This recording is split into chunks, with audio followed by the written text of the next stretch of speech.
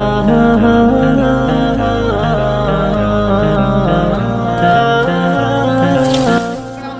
تھا میرے عزیزوں. بعض روایات کے اندر آتا ہے کہ اس کی چابیاں 40 اونٹ اٹھاتے تھے، خزانوں کی چابیاں. حضرت موسیٰ علیہ السلام اسے تبلیغ کرتے ہیں، احسن کما احسن اللہ الیک، احسان کر تو. یہ عمل کا صیغہ ہے کہ اس مال میں سے خرچ کر جیسا کہ خدا نے تجھے دیا ہے. قارون بولا کہ مجھے کسی نے نہیں دیا، یہ تو اس میں میرا ہی کمال ہے، اور مال خرچ کروں گا تو مال گھٹ جائے گا، اور زکوٰۃ سے مال پاک ہوتا ہے. میرے محترم بزرگوں دوستوں،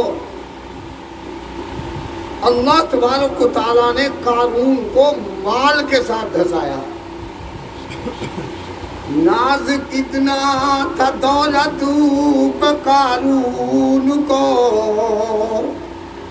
ناز کتنا تھا دولت پہ قارون کو، بھول بیٹھا سبھی دین و ایمان کو. مل گئی خاک میں اس کی دولت سبھی، ایسی دولت کا کوئی بھروسہ نہیں. میرے عزیزوں، یہ مال دنیا میں رہ جائے گا، اللہ ہمیں زکوٰۃ دینے والا بنائے. نمبر 1 بنیادی چیز کلمہ لا الہ الا اللہ محمد رسول اللہ. نمبر 2 نماز. نمبر 3 زکوٰۃ ادا کرنا. اور نمبر 4 رمضان شریف کے روزے رکھنا. روزہ یہ بہت اونچی عبادت ہے. قیامت کے روز اللہ تبارک و تعالی اپنے روزدار بندوں کو بلائیں گے اور ارشاد فرمائیں گے، اور میرے روزہ دار بندوں میرے قریب آ جاؤ. اور یوں ارشاد خدا بندی ہوگا، میرے بندے روزداروں مرحبا، آؤ جنت کا ہے ایک ایک در کھلا، خلد کے میوے کے سب تم پر حلال، کیونکہ خوش ہوں آج میں تم سے کمال. جام کوثر خود پیو اوروں کو دو، غسل تم جنت کی نہروں میں کرو. میں تمہارا رب ہوں تم بندے میرے، ہے ہر ایک آزاد جو چاہے کرے. مجھ سے تم اور تم سے میں راضی ہوا، اب کبھی تم سے نہیں ہوں گا خفا. یہ روزدار بندوں کا اکرام ہوگا. اللہ پاک فرمائیں گے، اور میرے روزدار بندوں جنت کی نہروں میں نہاتے رہو. میرے بندوں میں تم سے راضی ہو گیا اور تم مجھ سے راضی ہو گئے. عزیزوں دوستوں اور بزرگوں، رمضان المبارک کا یہ وہ قیمتی مہینہ ہے جس میں نفل نماز کا ثواب فرضوں کے برابر ملتا ہے، اور فرض کا ثواب 70 فرضوں کے برابر ملتا ہے. اگر کوئی 1 روپیہ خرچ کرتا ہے 70 گنا ملتا ہے. اللہ نے یہ مہینہ ہمارے لیے نیکی کمانے کا مہینہ بتایا ہے. اللہ ہمیں اس کی قدر دانی کی توفیق عطا فرمائے.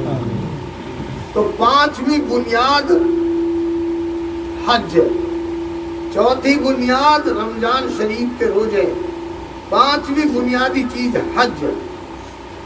اللہ کے نبی نے ارشاد فرمایا، جو صاحب نصاب ہو کر مالدار ہو کر حج نہ کرے، چاہے وہ یہودی ہو کر مرے یا نصرانی ہو کر مرے، اللہ تبارک و تعالی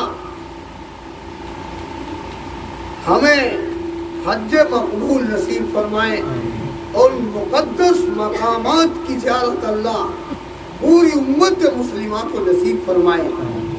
تو محترم حضرات، یہ 5 باتیں بنیادی ہیں خشت اول چون ہد میں مار کج خشت اول چون ہد میں مار کج تا سریا می رود دیوار کج.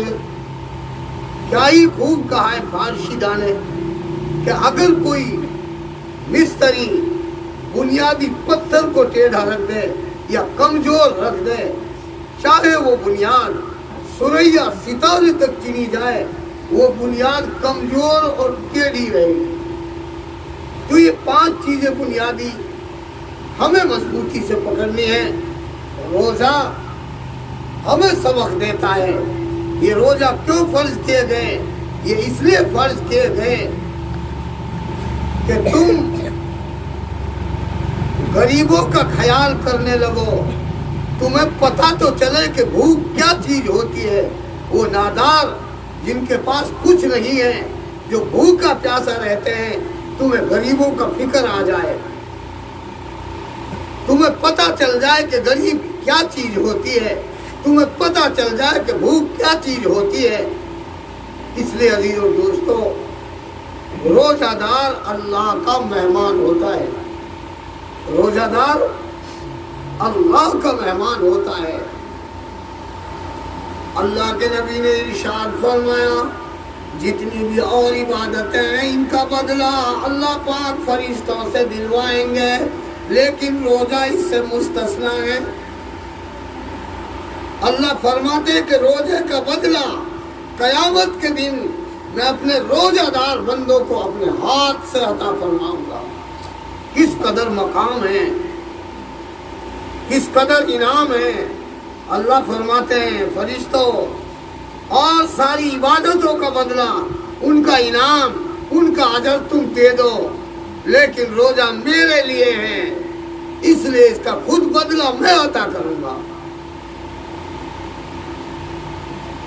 اللہ تبارک و تعالی ہمیں عمل کی توفیق نصیب فرمائے. یہ بڑی خوش قسمتی کی بات ہے کہ حافظ ناظم ماشاءاللہ یہ بچہ گجرات پڑھا ہے، میری آنکھوں کے سامنے اس کا سب کچھ منظر ہے. یہ بچہ وہاں فرسٹ آیا ہے، اور جب بھی کوئی بڑا مجمع لگتا تھا وہاں ناظم میواتی کلام پاک کی تلاوت کیا کرتے تھے. خدا پاک نے آپ حضرات کو بہت بڑی یہ دولت دی ہے. میں مبارکباد دوں گا ان کے ماں باپوں کو. میرے عزیزوں، یہی تو وہ بچے ہیں جو ماں باپ کو قیامت کے دن عزت کا تاج پہنوائیں گے. یہی تو وہ بچے ہیں جو قیامت کے دن ماں باپ کی سرخ روئی کا ذریعہ بنیں گے، ماں باپ کی عزت کا ذریعہ بنیں گے، ماں باپ کے تاج پہننے کا ذریعہ بنیں گے. اور ماشاءاللہ خوشی کی بات یہ ہے، ماشاءاللہ ہمارے ان بچوں میں حبیب اللہ عبد الرحیم کا لڑکا ماشاءاللہ اور ناظم یہ مولویت بھی کر رہے ہیں. یہ ہمارے لیے فخر کی بات ہے. اللہ رب العزت تمام حفاظ کرام کو اللہ تبارک و تعالی لمبی عمر عطا فرمائے، اور گھر گھر میں اللہ تعالی حافظ قرآن پیدا فرمائے. میرے محترم دوستوں اور بزرگوں، اگر کوئی شخص کروڑوں روپے جوڑ کر چلا گیا، دولت جوڑ کر چلا گیا، لیکن اس نے اپنے گھر میں دین نہیں چھوڑا، تو وہ چیزیں اس کے کچھ کام کی نہیں ہے. اگر کوئی حافظ قرآن کو چھوڑ کر چلا گیا، خدا کی قسم اس کی مغفرت کے لیے یہی کافی ہے، اس کی نجات کے لیے یہی کافی ہے، اور اس کی عزت بڑھانے کے لیے عمل کافی ہے. اس لیے نیت کریں کہ انشاءاللہ ہم جو ہے اپنے بچوں کو، اپنی اولاد کو، اپنے بیٹوں کو، اپنے پوتوں کو، اپنے نواسوں کو حافظ قرآن بنائیں گے. ہمیں فخر ہے اس چیز پر. ماشاءاللہ ہمارے گاؤں کے اندر اور ہر محلے میں ماشاءاللہ اللہ نے بڑے بڑے اچھے حافظ دیے ہیں. کل کلام پاک تحصیلدار والی مسجد میں پورا ہوا، وہاں ماشاءاللہ عبد الرحمن صاحب کا لڑکا بہترین حافظ تھا، اچھا کلام پاک پڑھتا تھا. لیکن میں مبارکباد دوں گا آپ حضرات کو کہ آپ حضرات نے ماشاء اللہ یہ اللہ کا کلام سنا اور اللہ کے نبی نے فرمایا قرآن کو ایسا پڑھو جیسا وہ نازل ہوا ہے. بہترین انداز میں یہ محمد ناظم جو ہے ماشاءاللہ کلام پاک پڑھتا ہے. مبارک ہے وہ کان جنہوں نے قرآن کو سنا، مبارک ہے وہ زبان جو اپنی زبان سے قرآن پڑھ رہی ہو. اللہ تعالیٰ ہمیشہ ہماری مسجدوں میں قرآن کریم تراویحوں میں مکمل ہو رہا ہو، ہم اس کی ہمت کریں. اللہ رب العزت ہمیں ہمیشہ اس پہ استقامت اور جماع نصیب فرمائے. ماشاءاللہ بڑی قربانی ہے. اللہ تعالیٰ یوں فرمائیں گے جب لوگ دکانیں میں جاتے ہیں عید کی نماز پڑھنے کے لیے، اے فرشتوں بتلاؤ کہ جو کوئی مزدوری کر چکا ہو کہ اب اس مزدور کے بارے میں تمہاری کیا رائے ہے؟ فرشتہ کرتے الہی مزدور کی مزدوری پوری پوری دے دی جائے. اللہ ارشاد فرماتے ہیں فرشتوں تم گواہ رہنا، میرے بندوں نے تراویح پڑھ کر مزدوری کی ہے، قرآن کریم کی تلاوت کر کے مزدوری کی ہے، میرے بندوں نے روزہ رکھ کر مزدوری کی ہے، میرے بندے اور بندیوں نے خیر خیرات کر کے مزدوری کی ہے، میرے بندوں نے سحری کھا کر مزدوری کی ہے، میرے بندوں نے مختلف لائن سے مزدوری کی ہے. اے فرشتوں تم گواہ رہنا، میں نے ان روزہ داروں کی، ان تراویح پڑھنے والوں کی، ان خیر خیرات کرنے والوں کی، اس مہینے کی قدر کرنے والوں کی مغفرت کے فیصلے کر دیے. اللہ تعالیٰ ہمیں قدردانی کی توفیق نصیب فرمائے. ماشاءاللہ ہمیں بہت بڑی خوشی ہوتی ہے. ایک حافظ قرآن میرے عزیزوں اور دوستوں 10 آدمیوں کا شفیع ہوگا، ان کو جہنم سے نکال کر جنت میں لے جائے گا. اور یہ نہیں، اللہ یوں فرمائیں گے جن کے بارے میں تیرا جی چاہے. یہ حافظ قرآن کو مقام ملے گا. اللہ تبارک و تعالیٰ اپنے ان پاک گھر مسجدوں کو نمازیوں سے آباد فرمائے اور ہمیں حفاظ کرام کا اکرام اور ان کا احترام کرنے والا بنائے.